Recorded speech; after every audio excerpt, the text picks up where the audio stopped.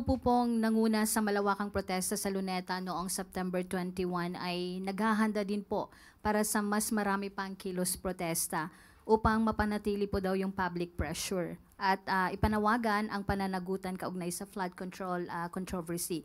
Sa October 17, magrarally po ang grupong kabataan patungong Mendiola.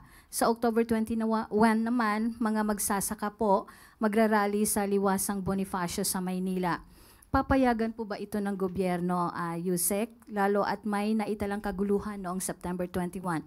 Also, reaction lang din po ng Palasyo kay Representative Kiko Barzaga sa mga pahayag niya na tila nananawagan ng pag-aaklas. Unang-una po sa dalawang katanungan, masasabi lang po natin, ang Pangulo po ay abala. Nakita niyo po kung paano niyo po tinugunan ang mga pangangailangan ng mga taong nasalanta. At ngayon ay apektado ng lindol at mga baha. At kung ito po ay naaayon naman ang kanilang pagpoprotesta ay naaayon sa batas, hindi naman po yan pipigilan ng Pangulo. Pero sana mas maging abala rin po ang mga kababayan natin, natugunan din po ang mga pangangailangan na iba natin mga kababayan na nasalanta.